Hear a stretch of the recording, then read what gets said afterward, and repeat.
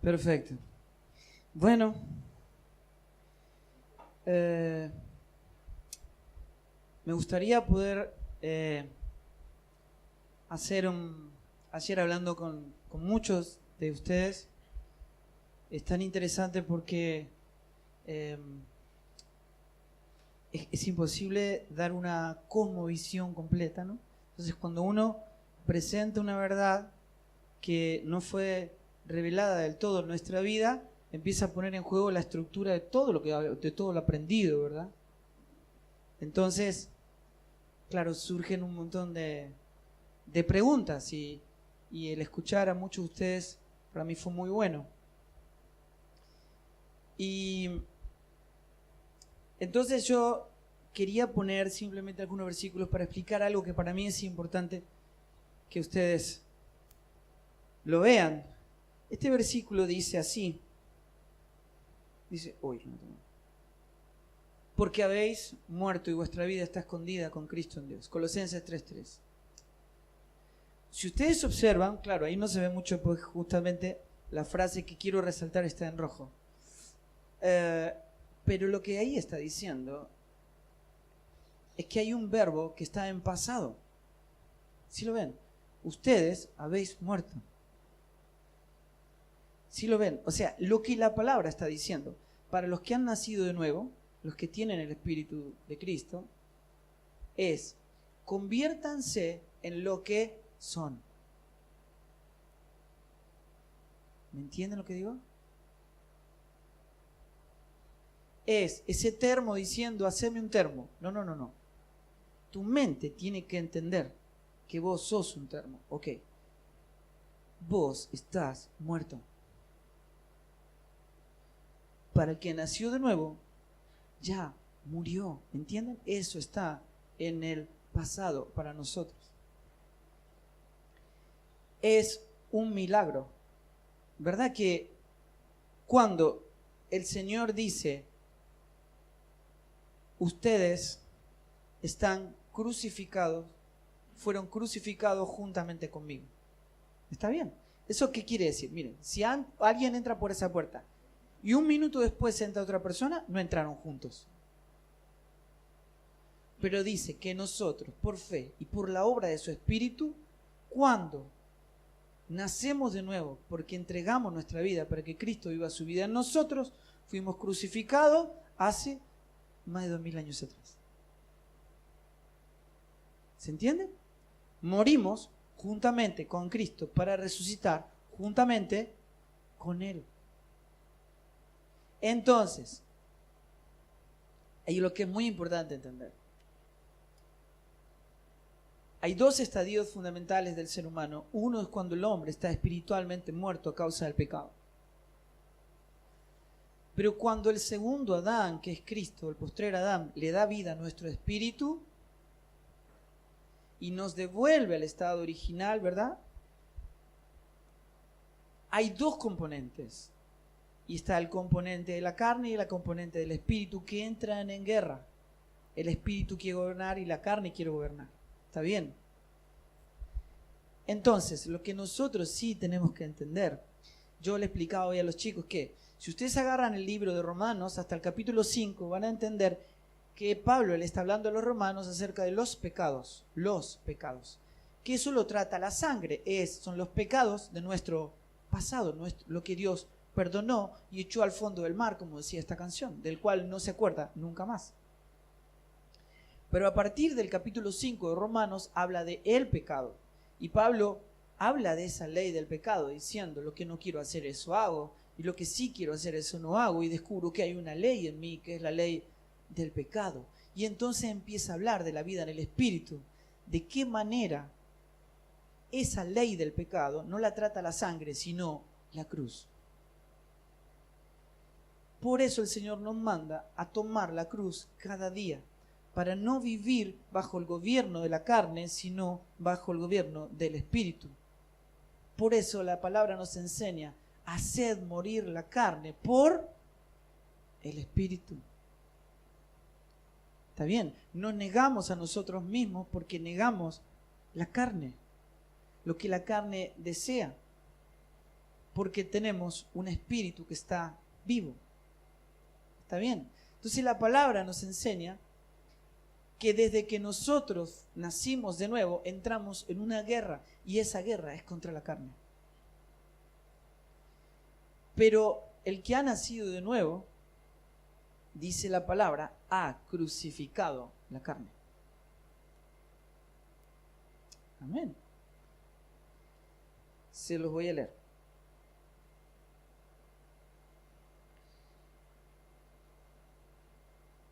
Gálatas 5:24 dice: los que son de Cristo Jesús han crucificado la carne. Escuchen, eso está en el pasado. Por eso Pablo dice: yo estoy crucificado juntamente con Cristo. ¿Cuándo? Todo el tiempo. Ese es mi estado permanente. ¿Para qué? Para que no gobierne la carne, sino que viva Cristo en mí. No viva yo, sino que viva Él. Es una guerra permanente. Pero lo que yo tengo que entender, que yo me tengo que convertir en lo que soy. Yo soy una nueva criatura. ¿Verdad?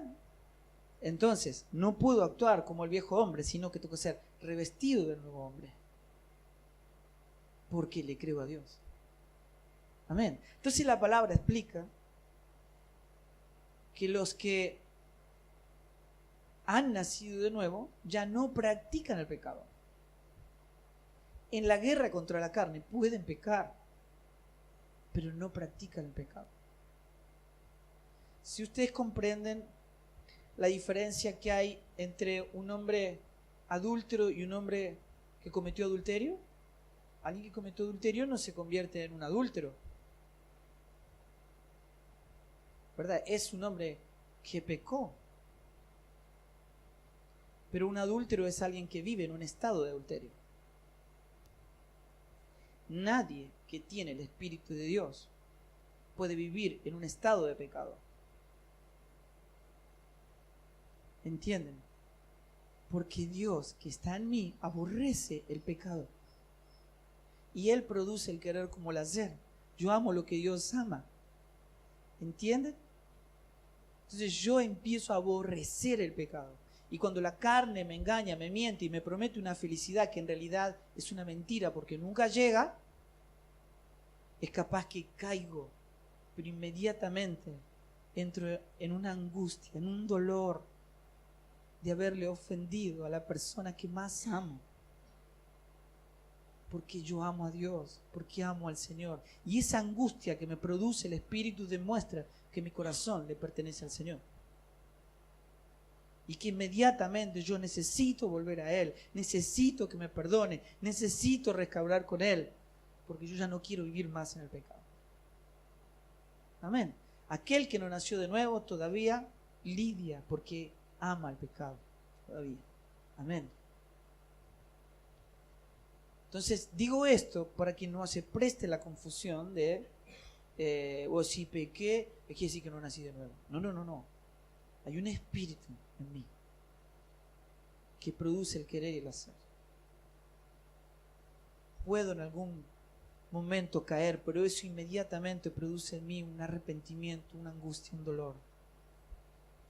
Inmediatamente retomo la senda a la cual Dios me llamó y comprendo quién soy, que soy una nueva criatura, que ya no vivo para el pecado.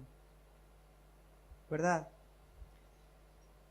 Entonces, por otro lado dice, hablábamos de esto, limpien la levadura vieja para que seáis nueva masa, ¿sí?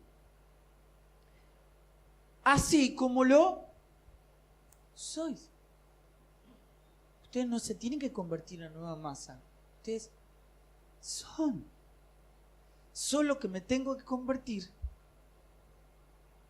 yo en lo que soy.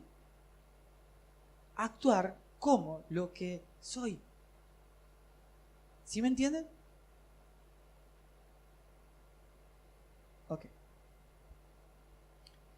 Dice, si alguno está en Cristo, no si alguno está con Cristo. ¿Cómo está? En Cristo. Si estás en Cristo, sos una nueva criatura. Escúchame, lo soy. Vos decís, lo creo. Yo lo creo, soy eso, vivo conforme a lo que soy. Vivo conforme a lo que creo. Y me expreso como lo que soy. Vieron que la ley de género dice que uno se define como se percibe. Entonces hay alguien que se percibe como un pájaro. Se sube a un 10º piso, a un balcón, y se tira porque él es un pájaro. Porque se percibe como un pájaro. Y cuando se tira del balcón, en 3 segundos está estrellado contra el asfalto. Porque no se puede quebrantar los límites de la naturaleza. ¿Me entienden? Y el Evangelio es una naturaleza. La ley de género también está en la iglesia evangélica, ¿me entienden? La gente se define como se percibe. Dice, yo soy cristiano porque me percibo como cristiano. No. El Evangelio es una naturaleza. Y esa naturaleza define nuestros límites. ¿Comprenden? Yo tengo que actuar conforme a la naturaleza que me fue concedida. ¿Amén?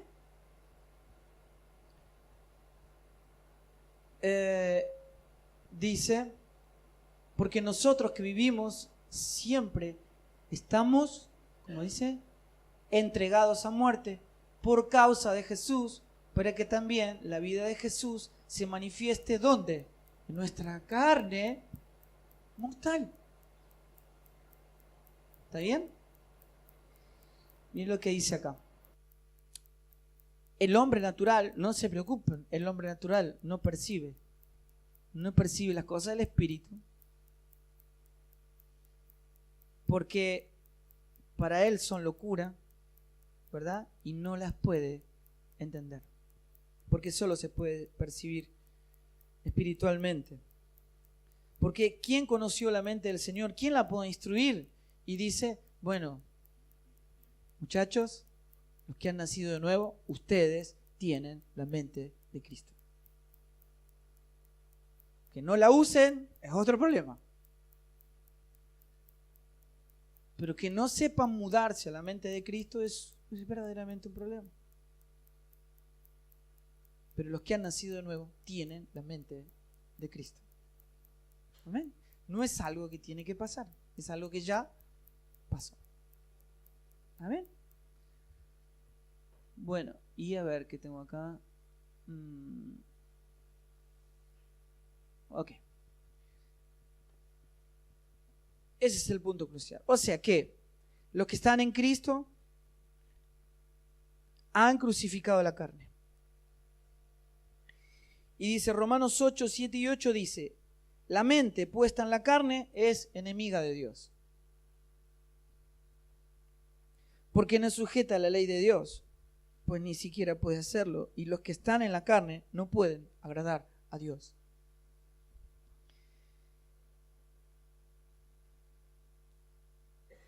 Y dice, a ver, por acá lo tengo. Oh, Dios mío. Ustedes, cuando crezcan,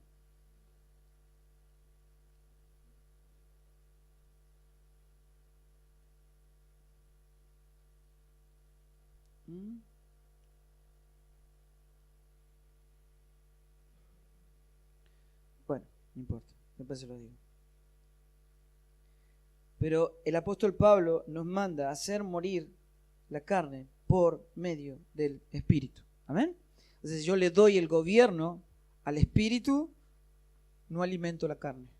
Y si yo no alimento la mente carnal, con el tiempo se debilita. Y con el tiempo muere. ¿Amén? Le voy a leer algo que escribió un autor cristiano que me gusta mucho, porque es importante que ustedes comprendan que la obra redentora de Cristo, o sea, la forma en que Dios opera en nosotros, no es algo que nosotros podamos hacer. Esto no se logra con el esfuerzo humano, sino que esto es un completo milagro de Dios. Él dice esto, miren, Yo nací en una familia cristiana, me fue dado una mente para pensar, un corazón para sentir, y esto no tiene ningún tipo de mérito propio. Fui llevado a escuchar el Evangelio y mi rebelión fue sojuzgada, mi dureza fue removida, mi ceguera fue superada y fue despertado de mi estado de muerte, no mediante mérito propio alguno en absoluto.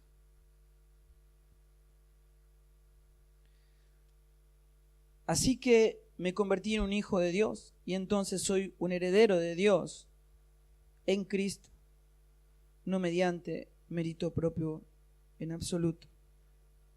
Y ahora que le pertenezco a Él y cada día espero que Él haga su obra en mí para su propia gloria, esto no significa mérito personal en absoluto.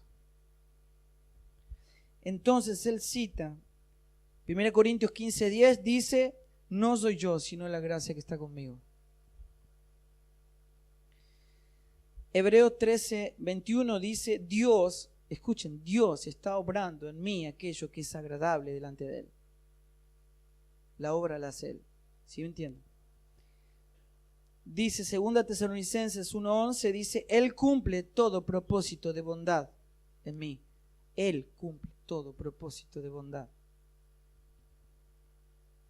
Por lo tanto, dice Pablo, el que se gloría, gloríese en el Señor. Porque la obra la hace Él.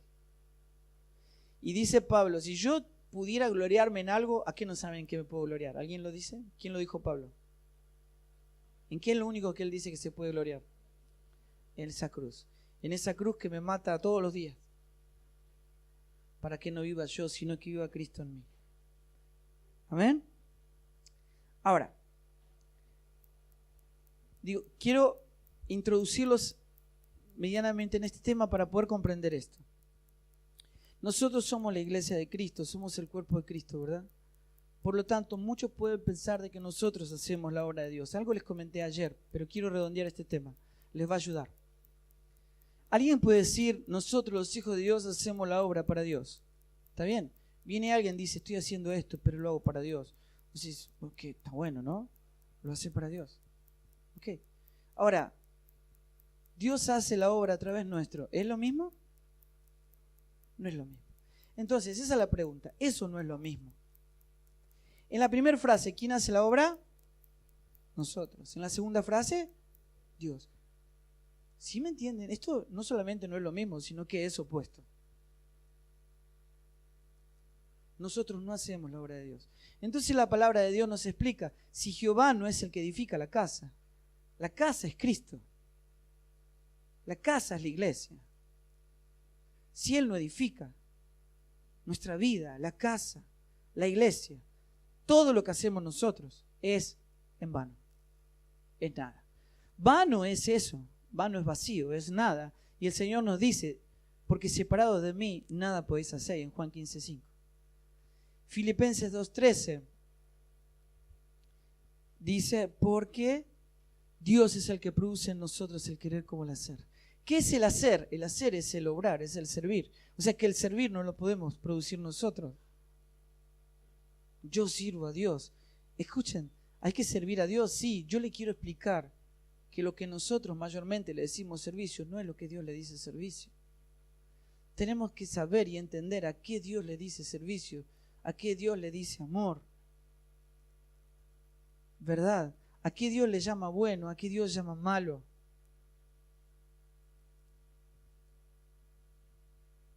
¿Y qué es el querer? Bueno, el querer es el deleite, es el disfrute, es la plenitud. Es que amo hacer eso, es que me encanta, es que es mi deleite. Es mi deleite guardar sus mandamientos, es mi deleite obedecerle. Es mi deleite ser usado por Dios para su gloria. No es una carga. ¿Entienden? Cuando la voluntad de Dios es agradable, lo mucho que hago parece poco. Cuando la voluntad de Dios para mí no es agradable, lo poco que hago parece mucho. ¿Me entienden? Dice Salmo 100, versículo 2, dice, servir a Jehová con alegría. O sea, quiere decir que hay que servirle. Sí, claro que hay que servirle. ¿Y cómo? Con alegría, porque Dios ama ¿a quién? El dador alegre. Ok. Pero mira lo que dice Marcos 10:45. Jesús dice, porque yo no vine para ser servido. ¿Cómo funciona esto? Yo quiero explicarle que eso no es una contradicción.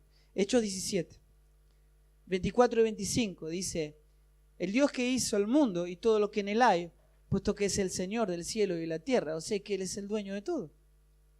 Todo le pertenece a Él, ¿verdad? No puede ser servido, no puede habitar ni morar en templos hechos por manos de hombres, ni puede ser servido ni honrado por manos humanas. Como si Él necesitara de algo. Dios es Dios, no necesita nada y mucho menos de nuestro servicio. ¿Por qué? Bueno, puesto que Él es el que da vida, aliento y todas las cosas. ¿Cómo que yo vaya a tu casa, agarre algo de tu casa y te diga, toma, te lo regalo? ¿Cómo le puedo algo a dar a Dios a lo que es de Él? Entonces el Señor se expresa diciendo, bueno, pensando en la idea de que ese Dios que no necesita nada, que no necesita de mi servicio, se convierte en el Evangelio en todo lo que nosotros necesitamos. Entonces Pablo dice, y yo anuncio el Evangelio, y no tengo de qué jactarme, no tengo de qué gloriarme, porque me es impuesta ¿qué?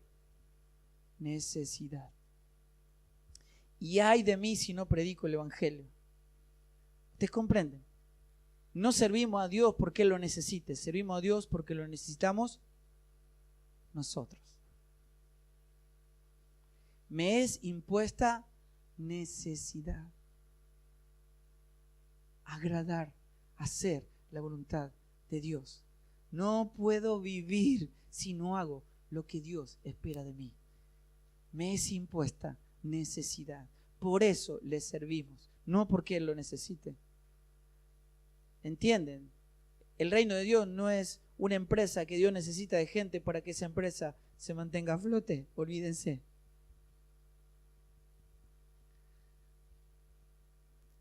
En Salmo 50, versículo 9, 10 al 12, dice: no tomaré de tu casa becerros. ¿Por qué? ¿Y por qué mía es toda bestia del campo? ¿Qué me quieres ofrecer? ¿Vos me querés ofrecer un holocausto? Si toda la bestia del campo es mía.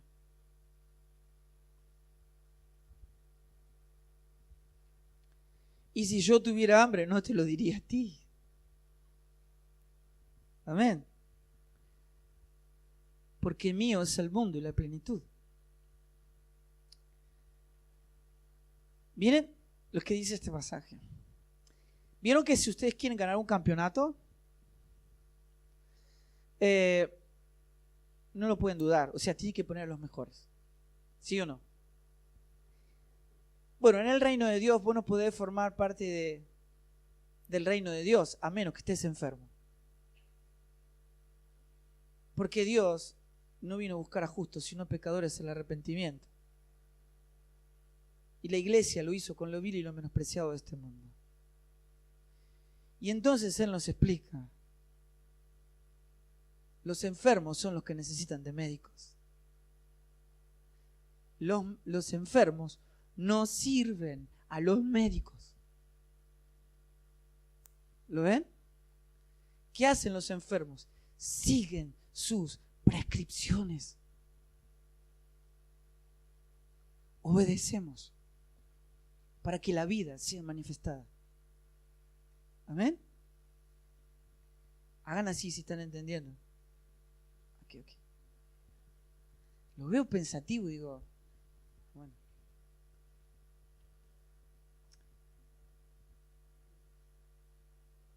Este pasaje es tremendo. Miren. Escuchen. Dice, pero el que obra, ¿sí me escuchan? Miren, dicen, pero el que obra no se le cuenta el salario como gracia, sino como deuda. Si vos estás obrando, si vos estás trabajando, cuando se te da dinero no se te está regalando, se te está pagando por el trabajo que hiciste. ¿Me entienden? No es un regalo, no es gracia. El que obra no se le cuenta por gracia, sino por salario. Le voy a explicar esto porque es interesante. La diferencia de la imagen de alguien que sirve. Por ejemplo, un mozo viene y te sirve a la mesa, pero ese hombre está trabajando y va a cobrar un salario. Amén. La imagen del servicio en la iglesia es la de un instrumento, es la de una herramienta en las manos del maestro. Vos sos una herramienta que el maestro, el Señor, toma en sus manos y la obra la hace Él. En nosotros y a través de nosotros. ¿Me entienden? Entonces, nadie le haría un homenaje al pincel de Picasso, ¿verdad? Qué capo el pincel, ¿verdad? ¿Por qué? Porque el maestro es Picasso.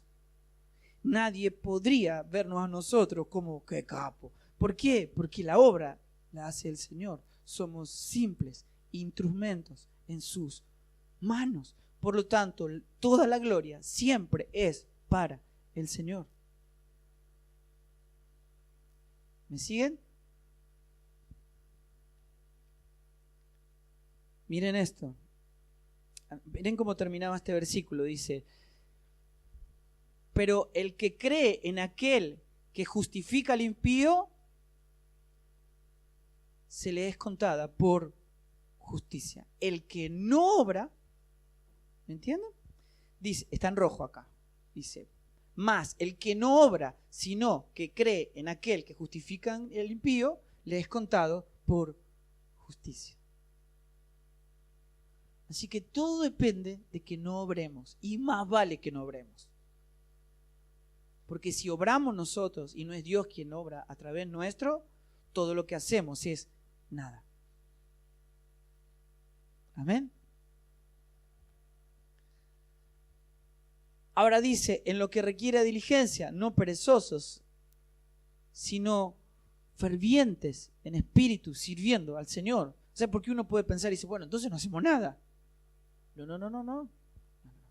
Fervientes en espíritu, sirviendo al Señor, pero sirviendo como Él dice que debe ser servido. Es lo que tenemos que entender. Amén.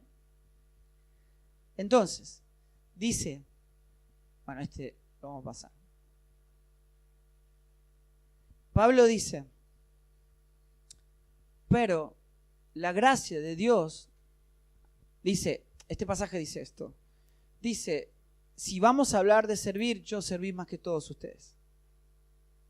Pero lo que yo le quiero explicar es que yo soy lo que soy por gracia de Dios. Y todo lo que ustedes llaman servicio, quiero explicarles que no fui yo. Fue la gracia de Cristo en mí. Él hizo todo. Y dice esto, porque yo no osaría hablar, ni loco hablaría, sino de lo que Cristo ha hecho por medio de mí. Amén. Para la obediencia a los gentiles, con la palabra y con las obras. En lo que predico y en lo que hago, todo lo hace Dios.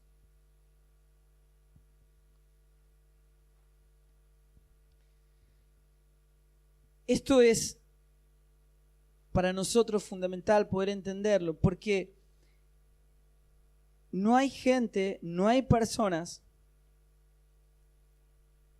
en las que uno pueda pensar que son mejores que otros.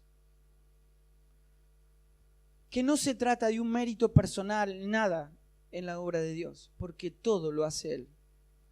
Todo depende de nuestra rendición, de lo que nosotros le permitimos a Dios que Él haga a través nuestro. Amén. O sea que no tenés que ser un campeón. No tenés que tener capacidades, ni talentos, No. Dios busca otra cosa. Miren, supónganse que uno mira a alguien, un artista, un tipo muy conocido, famoso por su talento o por su ascendencia sobre la gente y el mundo. Y uno dice, qué bueno sería que esta persona se convierta. ¿Sería tan útil para el reino de Dios? ¿No es cierto que muchos pensamos así? Sin embargo, es una perfecta contradicción. ¿Por qué? Porque todo lo que está en él, cuando va a Cristo, tiene que morir. Supónganse que hay un hombre que sabe hablar muy bien a la gente, relaciona muy bien todas las ideas, es elocuente, es inteligente, está en Cristo y hay otro que es medio tartamudo, no sabe hablar, como Moisés, que le decía, Señor, por favor, manda a otro, ¿no es cierto? Y no se anima a hablar adelante de la gente. Y alguien viene y le dice a los dos que van a tener que hablar frente a una multitud, ¿quién creen que va a orar más? El que más le cuesta, ¿verdad? Dice, Señor, si no venís conmigo, estoy en el horno, ¿verdad? La otra persona va a orar, básicamente porque está bien orar, pero tiene más herramientas para confiar en su propia capacidad. Pero todo lo que se expresa en nuestra propia capacidad no glorifica a Dios, exalta al hombre. Porque lo hago yo.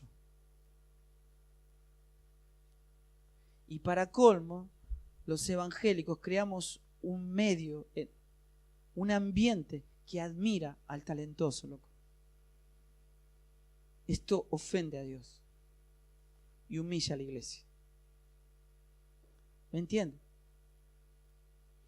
Todo lo que está en nosotros tiene que morir, porque eso no es una ofrenda para Dios. ¿Entienden? Tiene que morir. Watchman Nee lo refiere de una manera muy interesante. Porque si yo, supónganse, ¿qué es la resurrección, verdad? Yo pudiera decir en palabras primarias, ¿qué es la resurrección? Bueno, la resurrección es, estaba vivo, pasé por la muerte y sigo vivo, ¿o no? Ok. O sea, conservé la vida.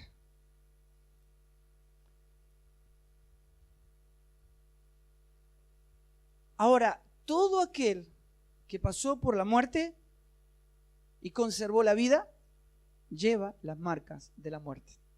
Así como Cristo cuando resucitó, llevaba las marcas de la muerte, y todos los que vamos a estar cara a cara con Él, vamos a poder ver esas marcas. Los que han pasado por la muerte, llevan las marcas. ¿Por qué? Porque todo el que pasó por la cruz sabe que la muerte te despoja de todo, de todas tus capacidades, de todo lo que crees saber, de todo lo que muchos consideran por currículum. Pablo lo tenía por basura, digo, pero es básicamente eso, ¿verdad? Entonces,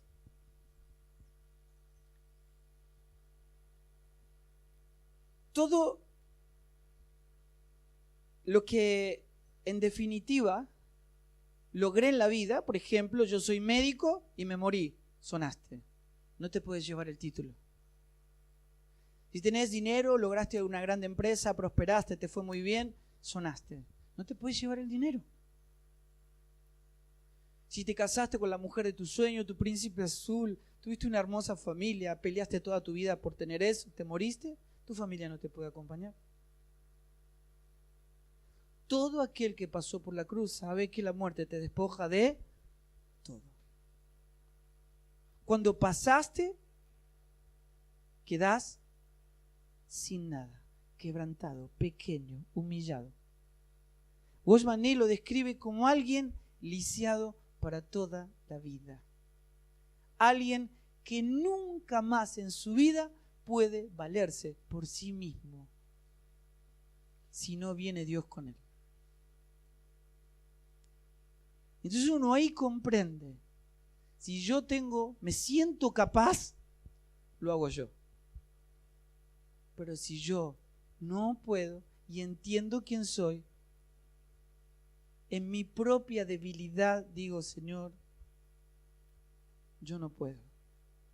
Hacelo vos. Y en esa debilidad el poder de Dios se manifiesta y se perfecciona. Y la obra no la hacemos nosotros, sino que la hace Él. Amén. Entonces Dios no necesita de gente capaz. ¿De qué necesita?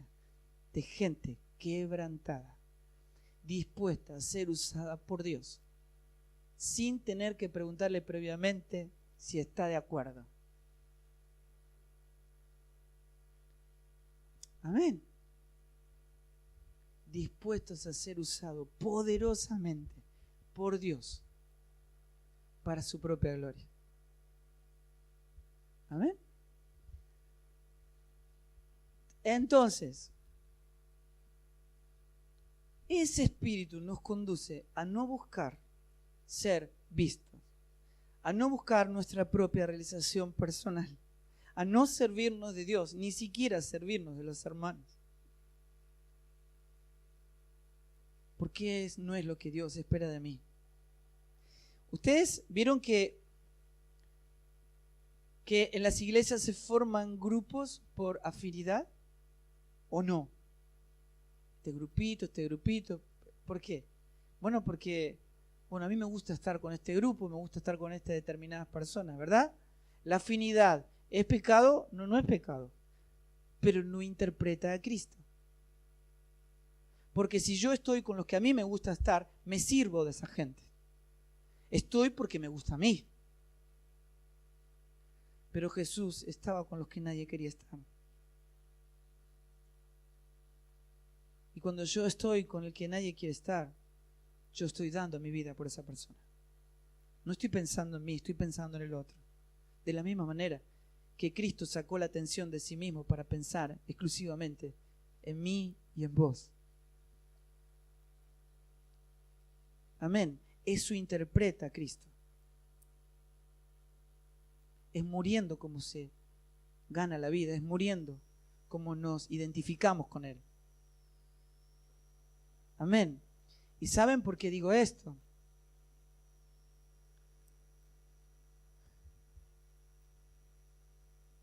Porque ustedes tienen que saludar a todos. Tienen que ser amables con todos. ¿Cuándo? Siempre.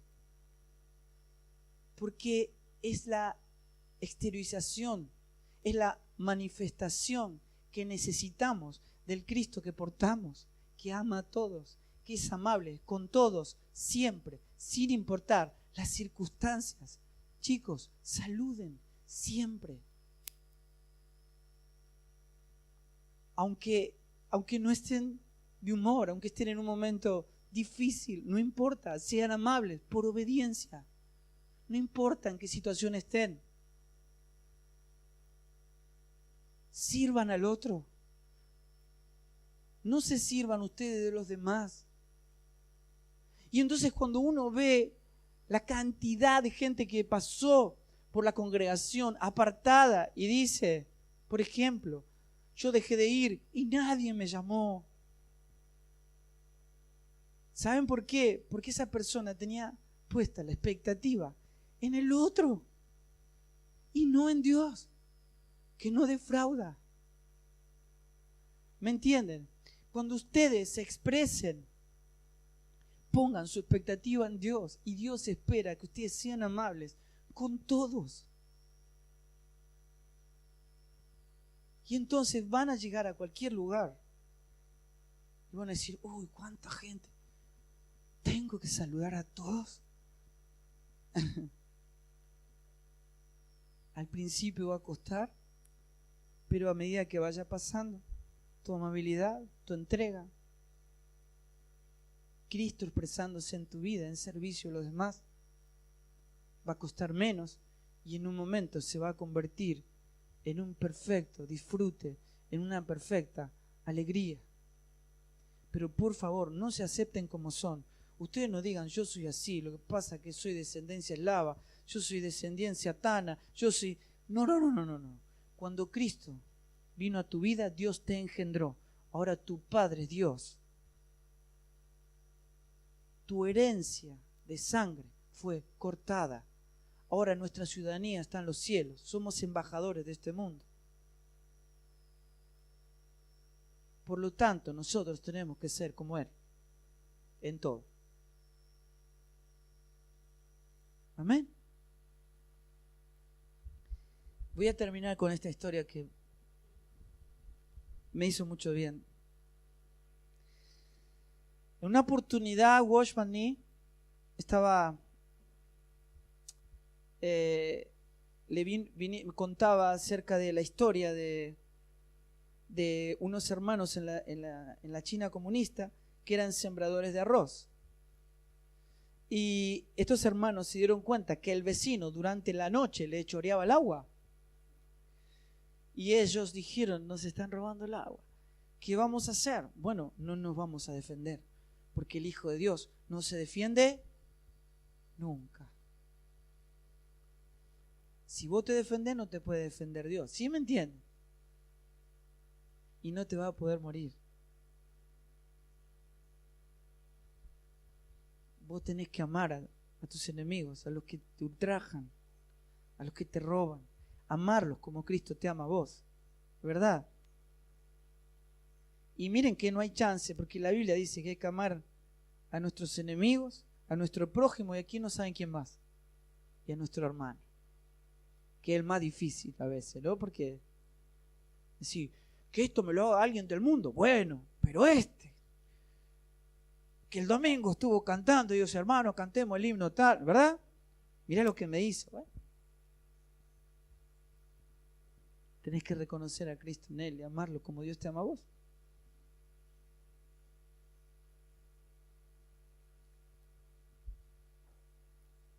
Y entonces, estamos actuando como hijos de Dios, no nos defendemos, pero han pasado 2 semanas y van al pastor y le dicen, han pasado 2 semanas y estamos actuando como hijos de Dios, no nos defendemos, pero no tenemos paz en nuestro corazón y no sabemos por qué. Y el pastor le dijo algo maravilloso. Le dijo, ustedes no tienen paz porque no están yendo hasta el fondo, no están yendo hasta el final del asunto. Yo le voy a decir lo que ustedes van a hacer. Se van a levantar 1 hora antes y primero van a trabajar en el campo de su vecino. ¿Vamos a trabajar en el campo del que nos roba? Sí, es genial. Porque este es el reino de Dios. Así que, y cuando termine de trabajar en el campo de su vecino, recién van a pasar a trabajar en su propio campo. Y el testimonio de estos hermanos era, y cuanto más trabajábamos en el campo de nuestro vecino, más gloria, más gloria, más gloria, más gozo.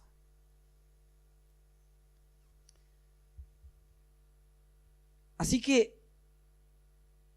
los pocos días aparecen los vecinos y le dicen,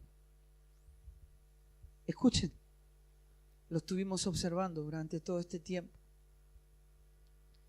Y si ser un cristiano es vivir como ustedes viven, nosotros queremos conocer a ese Dios. ¿Ustedes creen que es posible vivir el Evangelio al pie de la letra? Alguien dígame si el Evangelio es imposible de vivir. Porque si el Evangelio es imposible de vivir, el mentiroso es Dios. O estamos viviendo por debajo de la fe. Escuchen una cosa.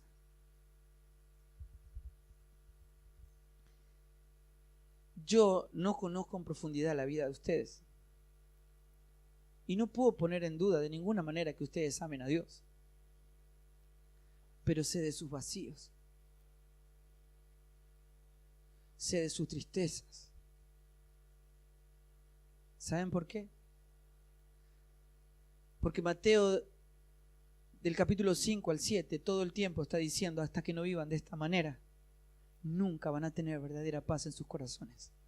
Nunca. Porque este es el Evangelio. No hay otro Evangelio.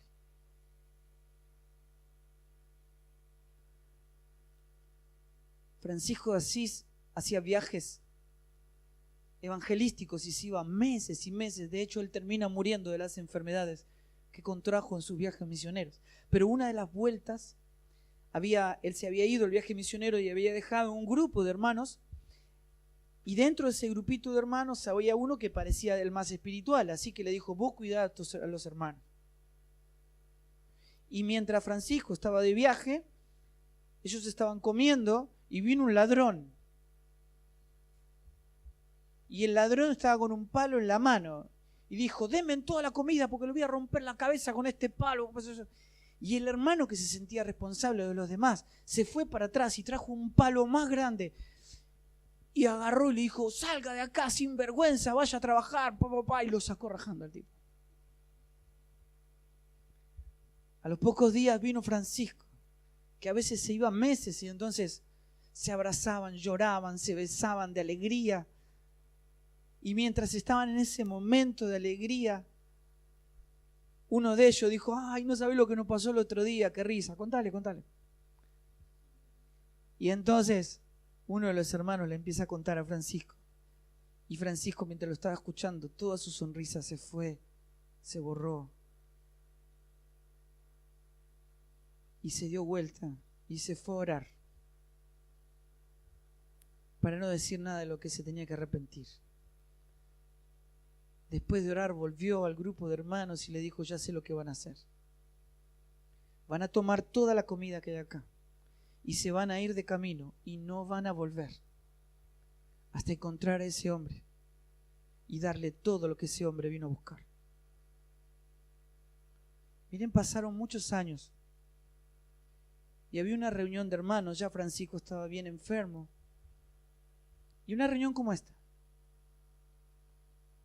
Y en medio de la reunión un hermano se levanta y se acerca a Francisco y le dice, Francisco, usted no sabe quién soy yo. Yo soy ese ladrón que usted mandó a buscar. Escúchenme. Yo creo que el Evangelio es real. Que no podemos seguir lidiando con nuestras propias mezquindades. Chicos, hay que morir. Y vivir el Evangelio al pie de la letra, como Él dice que debe ser vivido, si queremos que la gloria de Dios se manifieste en nosotros y en medio nuestro para salvación a todo aquel que cree. Necesitamos creer. Alguien tiene que levantar la voz y decir, Dios no es un impostor. El Evangelio es real. Ponemos la otra mejilla. Amamos a nuestros enemigos. Bendecimos a los que nos maldicen. No nos defendemos. Oramos por los ladrones, por los que nos hacen daño. ¿Sí comprenden? Escuchen, chicos, esto no es el Evangelio. Hasta que no vivamos el Evangelio de esta manera, vamos a seguir viviendo nuestras propias mezquindades religiosas, sin conocerle como Él dice que debe ser conocido. Amén. ¿Podemos cerrar nuestros ojos un segundo, por favor?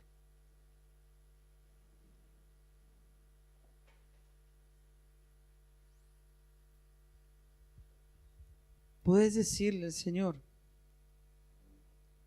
Señor, yo te ruego que no quites tu mano de mí hasta no profundizar en la revelación de tu palabra, de tu divina y eterna voluntad sobre mi vida.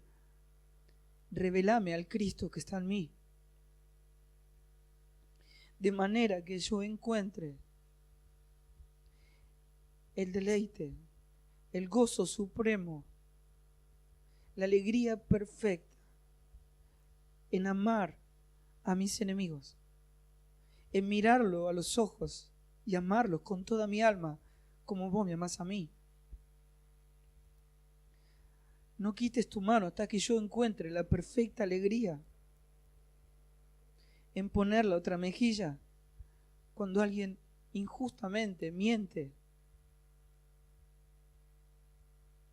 me trata mal, me golpea, con gozo ofrecer mi otra mejilla, solo para que Cristo sea glorificado en mi vida, solo para que yo vea la gloria de Dios, como Jesús se lo dijo a María y a Marta, que si creo voy a ver la gloria de Dios. Señor, yo quiero decir hoy que creo en el Evangelio real, en el Evangelio escritural. Creo que el Evangelio no es un mensaje, es una persona, es Cristo en mí. Él se tiene que manifestar en mi vida de la manera en que lo hizo en la cruz del Calvario, eligiendo morir por mí, por amor. Yo lo voy a hacer por los demás. Señor, no vamos a reproducir la iglesia religiosa, ya nunca más, porque si alguien tiene que morir, ese elijo ser yo, para que tu vida sea expresada, extendida, para que la luz se difunda y nuestros ojos sean abiertos a una realidad que supera todo lo imaginado, que podamos ver con ojos de eternidad el galardón, Cristo, el premio al supremo llamamiento, Cristo, Cristo. Pase lo que pase, cueste lo que cueste, quiero ver la gloria de Dios, Señor, y no quites tu mano de mí hasta lograrlo. Esta es mi vida, Señor, estoy dispuesto. Tomala en tus manos, cumplí tu propósito en mí. Glorificate, Señor. En el nombre de Cristo, Dios mío, haz el milagro, Señor. Amén y amén. Miren, yo vine para decirles, yo estoy comprometido a caminar este evangelio, viviendo este evangelio, junto a ustedes, a todos los que tomaron esta decisión, porque esta es la iglesia que Cristo va a venir a buscar. Amén. Gracias, ha sido una alegría. La verdad, disfruté mucho estar en medio de ustedes, disfruté mucho adorar a Dios, disfruté mucho la comunión de Cristo entre nosotros. La pasé muy bien hablando con ustedes. Y la verdad, espero encontrarme con todos ustedes en el campo de batalla. Y ojalá Dios me permita verlos a todos ustedes en la eternidad. Que nadie se pierda. Un abrazo muy, muy grande. Gracias.